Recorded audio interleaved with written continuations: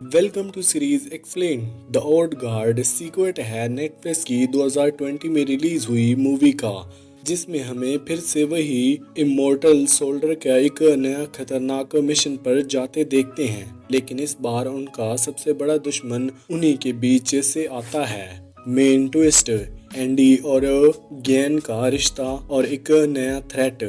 Story का main focus Andy और उसकी पुरानी साथी गैन के बीच का इमोशनल कनेक्शन और साथ ही एक नया खतरनाक विलन का एंट्री होता है, डिस्कॉर्ड, जो पहले इमोर्टल थी लेकिन अब अपनी पावर्स खो चुकी है और उन्हें वापस पाने के लिए किसी भी हद तक जाने को रेडी है।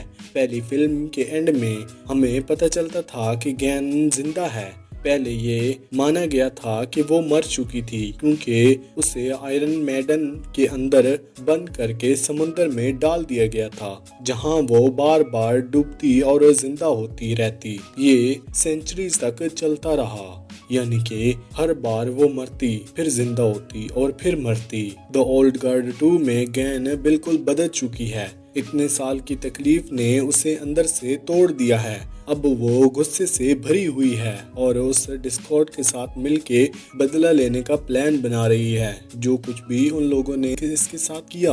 गैन का टारगेट है जकार्ता की एक न्यूक्लियर फैसिलिटी। उसका प्लान है एक ऐसी तबाही मचाना जो पूरी दुनिया को हिला दे, लेकिन उसके लिए ये सिर्फ बदला नहीं है बल्कि एक पर्ज है, एक सफाई जिसमें वो सब कुछ मिटा देना चाहती है। क्लाइमैक्स में पूरा टीम जकार्ता के उस न्यूक्लियर प्लेनेट से पहुंचता है, लेकिन पता चलता है कि ये तो एक ट्रैप था। डिस्कॉर्ड ने प्लान बनाया था सबको एक जगह फंसाने का और वहीं पर उनको मारने का। टीम में एंडी, नेलो, जो, निकी बोकर और नई मेंबर टुआ होते हैं। जैसे ही वो लोग न्यूक्लियर बॉम्ब रोकने की कोशिश करते हैं, डिस्कॉर्ड के मैक्रोनिक्स उनके ऊपर अटैक कर देते हैं। फाइटिंग के दौरान नेली को पकड़ लिया जाता है, जो और निकी को भी गिरफ्तार कर लिया जाता है। एंडी और गैन मुश्किल से वहां से भाग पाते हैं, लेकिन अब दोनों मॉर्टल हो चुकी हैं, मतलब उनके पास हीलिंग पावर्स नहीं होती और वो इजीली मर सकती हैं। फिल्म का सबसे इमोशनल सीन आता है जब एंडी और गैन आपस में टकराते हैं। शुरुआत में एंडी फाइट करने आई होती है, लेकिन बाद में वो गैन से दिल से बात करती है। पुरानी दोस्ती, यादें और पछतावा, सब कुछ। गैन अटैक करने ही वाली होती है, तभी नेली बीच में आके उसे चोट पहुंचाती है। यहीं पे एक बड़ा ट्विस्ट आता है। पता चलता है कि नेली के पास एक नई पावर है। वो किसी से इमॉर्टैलिटी छीन सकती है और ट्रांसफर भी कर सकती है। इस पावर का डिस्कॉर्ड को भी इंतजार था। वो इसी वजह से नेली को मैनिपुलेट कर रही थी। गैन अब मॉर्टल हो चुकी है और उसे समझ आ जाता है कि वो क्या गलती कर रही थी। वो अपना वेपन गिरा देती है और चुपचाप वहां से चली जाती है। क्लाइमैक्स के बाद गैन मर नहीं जाती। इस बार कई सदियों के बाद वो फाइनली एक नॉर्मल इंसान बन जाती है। ना कोई इमॉर्टैलिटी, ना कोई रिवेंज। उसका गुस्सा शांत हो चुका होता है और उसका मिशन फेल हो चुका होता है। एंडी से उसकी दोस्ती वेपन तो वापस तो नहीं होती, लेकिन वो एंडी की हेल्प करने के लिए हाँ बोल देती है, टीम के बचे हुए लोगों को बचाने के लिए। ये सीन दिखाता है कि एक फ्रेगल अलायंस दोस्ती नहीं, लेकिन जरूरत के वक्त साथ देना है। क्या गैन पे दोबारा भरोसा किया जा सकता है, ये क्लियर नहीं है और यही कंफ्यूजन मूवी के एंड में एक इमोशनल टेंशन क्रिएट करता है। नेली का कैरेक्टर इस सीक्वल में काफी ग्रो करता है। शुरुआत में वो एक सोल्डर होती है जो अपने नए इमोर्टल आइडेंटिटी से स्ट्रगल कर रही होती है, लेकिन एंड तक वो पूरी टीम के बैकबोन बन जाती है। उसने गैन को रोका और वही डिस्कॉर्ड के प्लान का मेन टारगेट बन गई, क्योंकि डिस्कॉर्ड को लगा कि नेली के पास वो पावर है जो इमॉर्टैलिटी को वापस ला सकती है। अब जब एंडी मॉर्टल हो चुकी है और टीम टूट गई है, तो नेली ही लीडरशिप संभालती है। उसके डिसीजन ही डिसाइड करेंगे द ओल्ड गार्ड 3 किस डायरेक्शन में जाएगी। बोकर का आर्क इस फिल्म का सबसे इमोशनल पार्ट है। पहली फिल्म में एग्जाइल होने के बाद वो इस सीक्वल में वापस आता है। गिल्ट और रिग्रेट के साथ।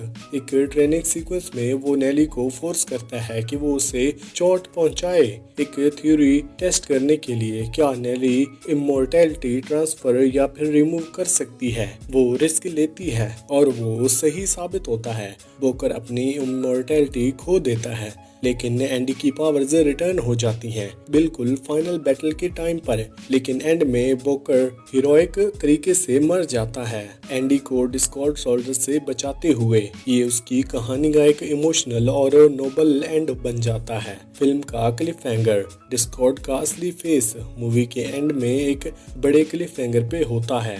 एंडी और गैन दोनों मोर्टल हो चुकी हैं। जोई, निकी और थॉ अभी भी डिस्कॉर्ड के कब्जे में हैं। टीम बिखर गई है। अब डिस्कॉर्ड ही मेन विलन बन गया है। उसका प्लान है सिर्फ तबाही नहीं, वो हर हाल में इमोर्टैलिटी वापस पाना चाहती है, चाहे उसके लिए उसे नेली को मारना पड़े या पूरा ओल्ड वर्ल्ड डिस्ट्रॉय करना पड़े।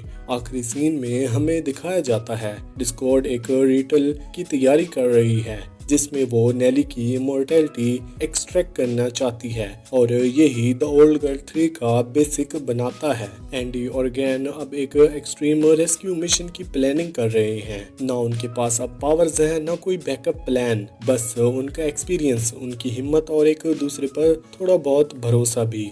इमोशंस हाई हैं, टेंशन और भी ज्यादा है। ये मिशन आसान नहीं होगा। स्टेक्स इस बार स्काई हाई हैं। हर गलती का कीमत चुकाना पड़ता है। द ओल्ड गर्ल 2 सिर्फ एक सीक्वेंस नहीं, ये अब पूरी फ्रेंचाइज है। आखिर इसमें कौन कौन सी शॉकिंग डेथ हुई, पावर्स का ट्रांसफर होना और एक नए विलन्स, डिस्कॉर्ड जो इंसेंट भी है और इंसान जैसे भी डेंजरस है।